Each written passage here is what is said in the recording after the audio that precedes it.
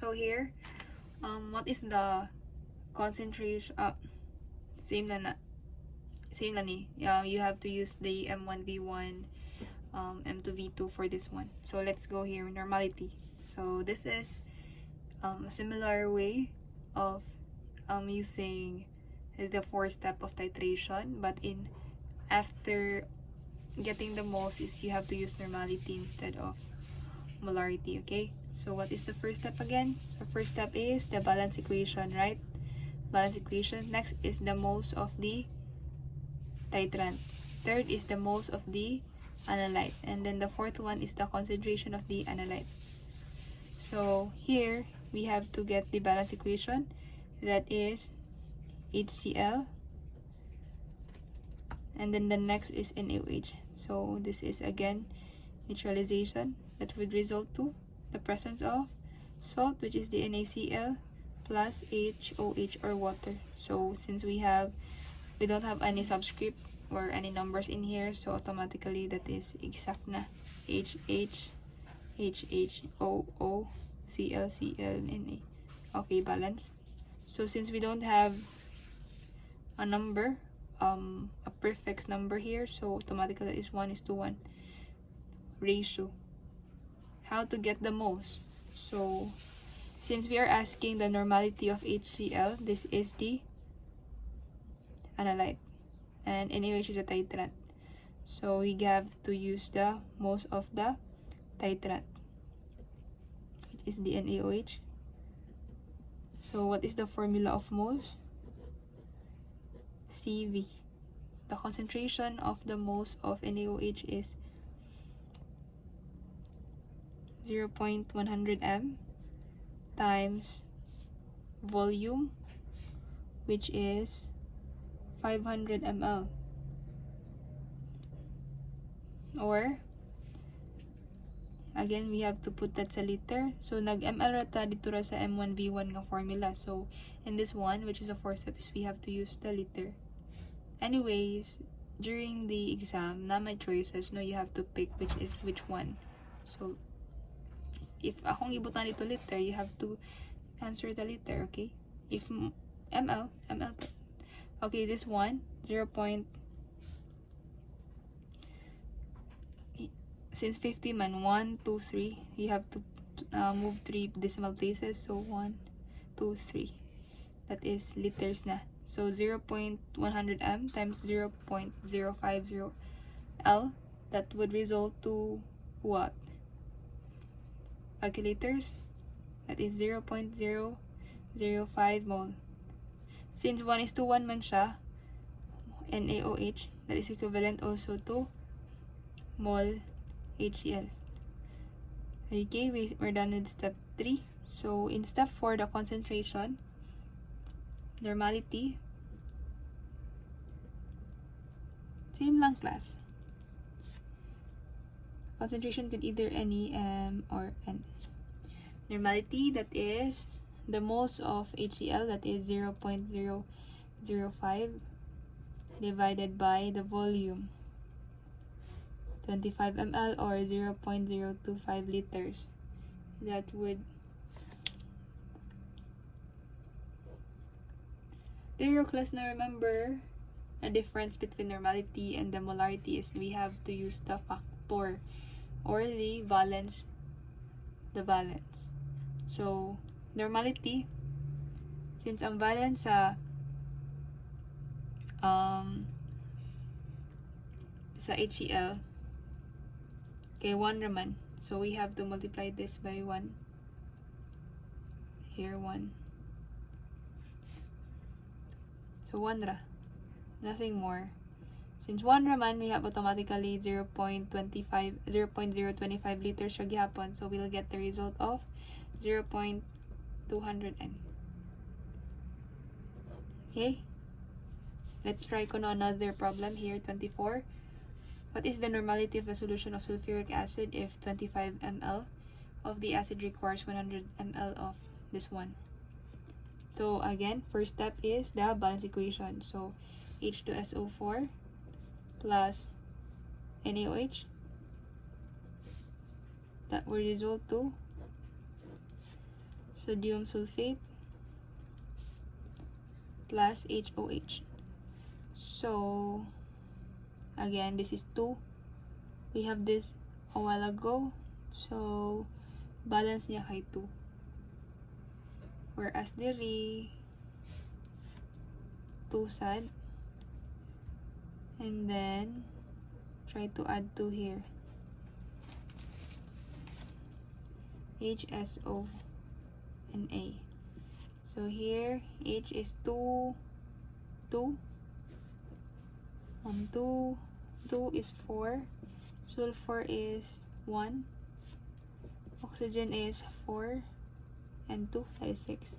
Sodium is 2. So sa PCAS, hydrogen is 2 2 4, sulfur is 1, oxygen is 4 2 6, sodium is 2. Okay, 4162 4162. Okay, correct. So 1 is to 1. 1 H2SO4 mole is equivalent to 2 NaOH mole. Okay, now we are having 3 steps now. Let's go to the concentration. So the normality of what? Sulfuric acid. So here, normality of sulfuric acid, we have concentration times volume times factor, or the valence of the cation.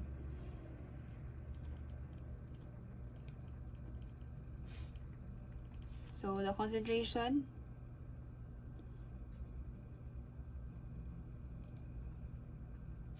am I right?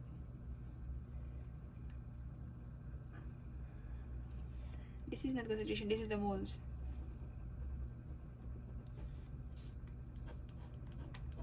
Again, katugo naman ko eh. CVN. We're now in the concentration. So this is the mole divided by volume in liters times factor.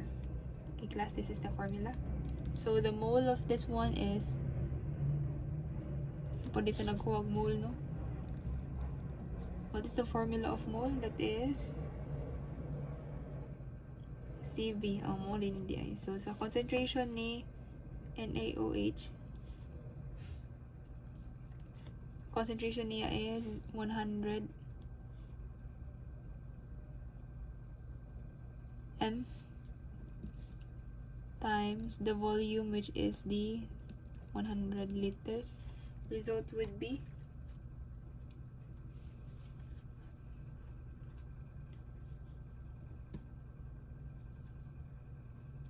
0.01 nmol.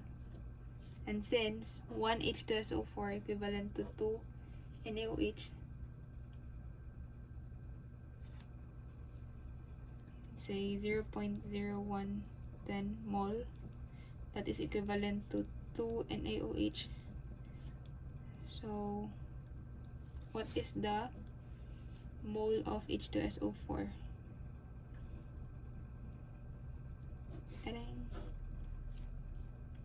You can directly imagine or analyze that one. I'm just putting it in an equation para magets niyo sa result.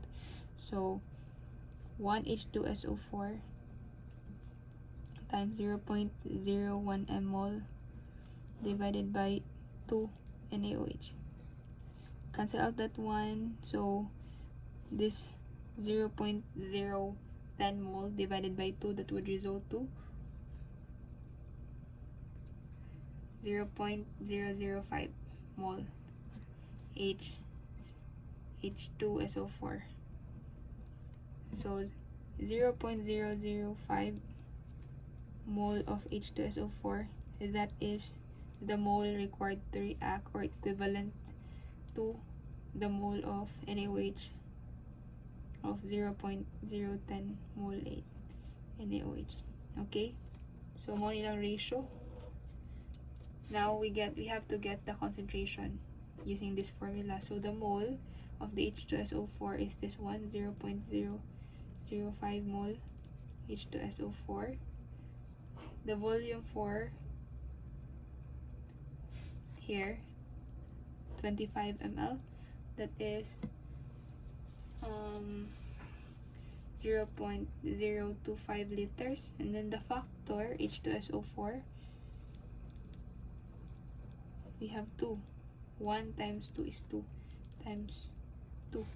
So, we get how much? Try to solve.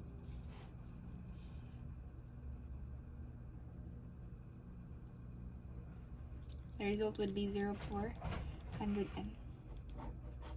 Okay, what's the difference between the normality and molality? In normality is you have to multiply it with a factor, the valence of cation, or hydrogen, or OH, number of hydrogen or OH. So here we have 2, so and then 1 raman niyang superscript, so we have 2 here. And then always remember the formula NCV. So the rest of this are just the same. Okay? So try to solve and analyze your questions and your problems. I will have an activity wherein you have to solve a lot of problems of this one. So kindly review, and if you can't read my handwriting, feel free to ask me. And feel free to verify if na kayo pangutan na, okay? I'll see you on our meeting this Wednesday. I hope you understood something, and I'll see you. Bye.